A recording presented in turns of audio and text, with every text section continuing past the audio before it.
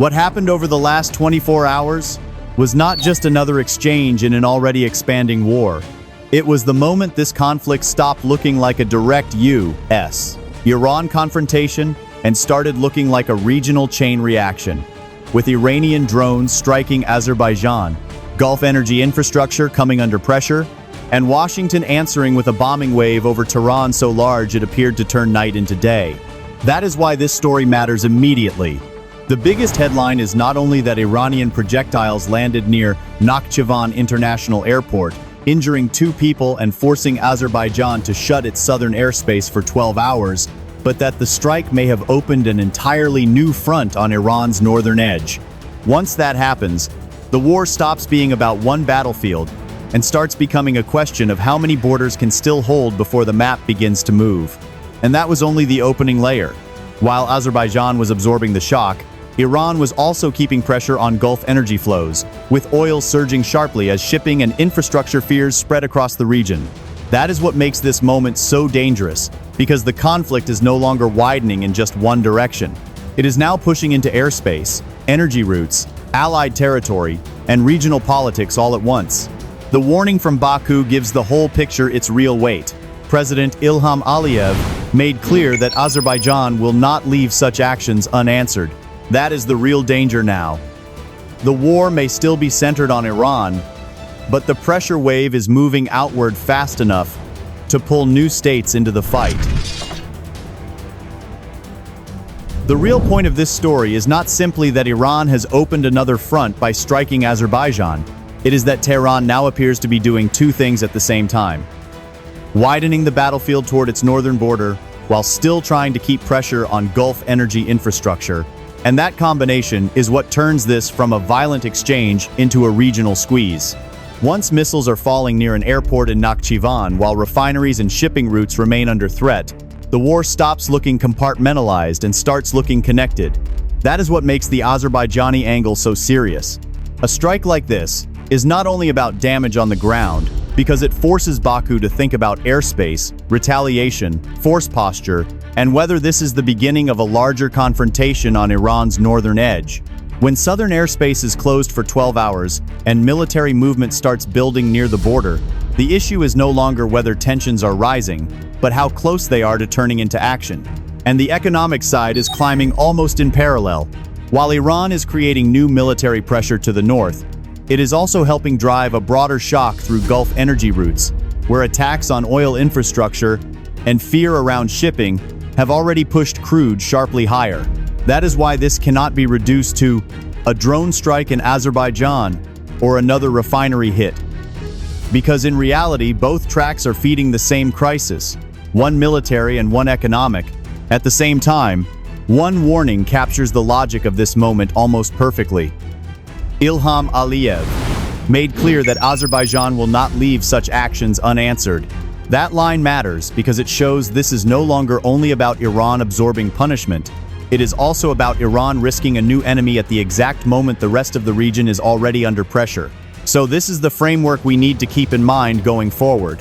The war is not just expanding in intensity, it is expanding in direction, with every strike now tying into a larger contest over borders, oil, airspace, and endurance. Once a conflict starts operating on that many tracks at once, it becomes much harder to contain than to escalate. The first capability, now taking real damage, is Iran's ability to keep its northern and western military space under control at the same time. Once Tehran starts firing drones and missiles toward Azerbaijan, while also trying to manage pressure from strikes elsewhere. The problem is no longer just whether it can attack, but whether it can still defend, coordinate, and sustain multiple fronts without overstretching itself. That is why the Azerbaijani response matters more than the strike itself. Border force movements, airspace closure, and the threat of retaliation all suggest that Iran may have created a fresh security problem on its own doorstep at the exact moment it can least afford one. As Ilham Aliyev warned, Azerbaijan will not leave such actions unanswered. So the first military consequence is already clear. By opening pressure to the north, Iran may have gained a headline, but it also risked forcing another border into the war, and that is rarely a trade a stretched military can make safely. The next layer of danger is the energy war, now spreading faster than the shooting itself. In this story, Iran is not only trying to widen the map with strikes on Azerbaijan, it is also hitting oil infrastructure in the Gulf, with a ballistic missile reportedly slamming into a refinery in Bahrain and major fires following the impact. Once that starts happening, the battlefield stops being measured only in military losses and starts being measured in how quickly oil flows, refinery output, and market confidence begin to break. That is why this part matters so much. A refinery hit is not just a dramatic explosion on camera, because if enough of these strikes land, they can tighten supply, drive prices higher, and force outside powers to react, even if they were trying to stay one step removed from the war. As Saad al-Kabi warned, everybody's energy price is going to go higher. So this is the next escalation now coming into view. Iran is showing that even while under pressure, it can still create pain far beyond the battlefield. And the more often that pain lands on oil infrastructure, the harder it becomes for the region to keep this war contained. The answer from Washington shows just how fast this is escalating. After Iran kept pressure on regional targets, the United States responded by sending up heavy bombers and unleashing a strike wave over Tehran so large that multiple impacts lit up the skyline at once. That matters because this was not presented as a limited warning shot, but as a blunt demonstration that the U.S. is still willing to answer regional escalation with overwhelming force against targets inside the Iranian capital. And the psychological effect of that kind of response is hard to ignore. When a city like Tehran is taking repeated heavy strikes, and reports begin tying those blasts to intelligence sites, weapons facilities, or major military compounds, the war stops feeling distant, even for the leadership itself. That is why General Dan Kane's earlier line still fits this phase so well. We will now begin to expand inland, striking progressively deeper into Iranian territory. So this is the next turn in the story.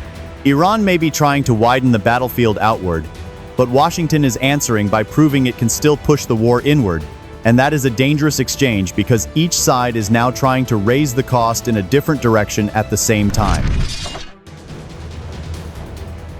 Another problem is now becoming impossible to ignore.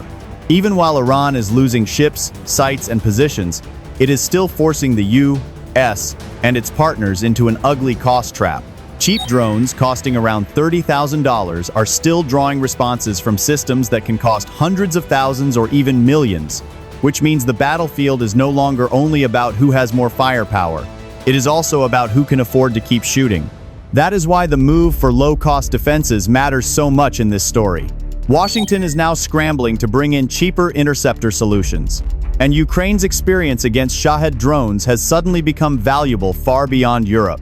As Volodymyr Zelensky put it, partners are turning to us, to Ukraine, asking for help in defending against Shahed drones, with expertise and real operational experience. So this is not just a side issue. It shows that Iran may be under huge pressure, but it still has one tool that can distort the whole war by forcing richer militaries to spend far more than they want just to keep the sky clear. That is the kind of imbalance that can drag a conflict out far longer than the first wave of strikes might suggest. The next sign of strain is showing up at sea.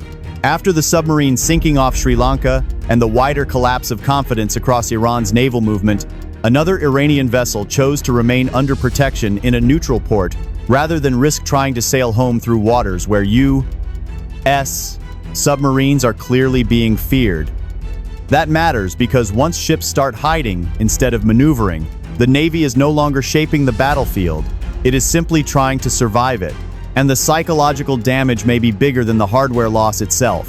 One ship being torpedoed is already serious, but when that shock is strong enough to make other crews avoid open movement altogether, the effect spreads far beyond a single hull.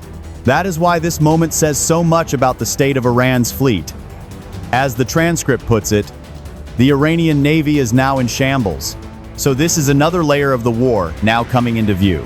Iran does not need to lose every vessel to lose meaningful naval freedom, because once fear takes over and ships start sheltering in neutral harbors, Even surviving platforms stop functioning like a real fleet. The battlefield is also starting to widen in quieter but still dangerous ways. Military equipment is now moving toward the Kurdistan-Iran border, with convoys of Humvees and armored vehicles reportedly heading into position under the language of border protection. And that matters because wars often expand first, through deployments that are called defensive, right up, until the moment they stop being defensive. Once new forces start stacking near Iran's edges while Azerbaijan is already on alert, Tehran has to think about more than just the air campaign over its cities. And there is another reason this matters. A war becomes harder to contain when every neighboring frontier starts looking like a possible pressure point, because even if no new offensive begins immediately, Iran is still forced to spread attention, manpower, and planning across more directions than before. That is why this line from Mark Rutte still fits the broader picture. Our allies are not directly involved in this conflict, but they have to protect their territories, and that's exactly what they are doing. So this is the next shift now coming into view. The map around Iran is becoming more crowded, more armed, and more unstable. And once that starts happening, even movements labeled precautionary can become the early signs of a much wider war. The deeper problem for Iran now is that all of these pressures are starting to stack at the same time.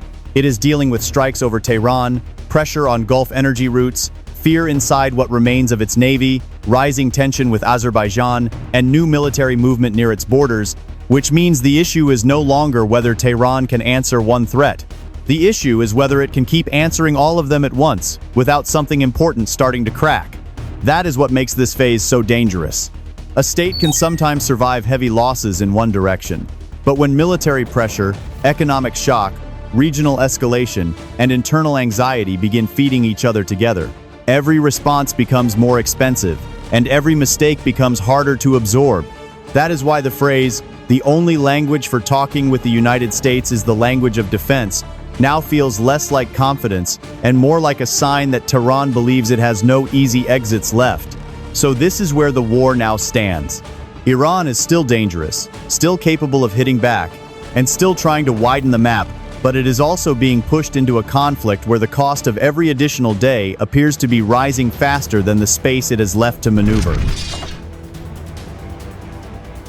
But this still may not be the most dangerous turn yet, because if Iran keeps opening new fronts while the United States keeps answering with heavier strikes on Tehran, and if oil infrastructure, border deployments, and naval panic all keep worsening at the same time, then the next move will not just raise the cost of this war. It could change the shape of the entire region, and that is the part to watch now. The war is no longer moving in a straight line, it is branching outward. And once that happens, the next escalation does not need to be bigger to be more dangerous. It only needs to pull one more actor fully into the fight. If you want more updates like this, make sure to subscribe so you do not miss the next major turn in this war.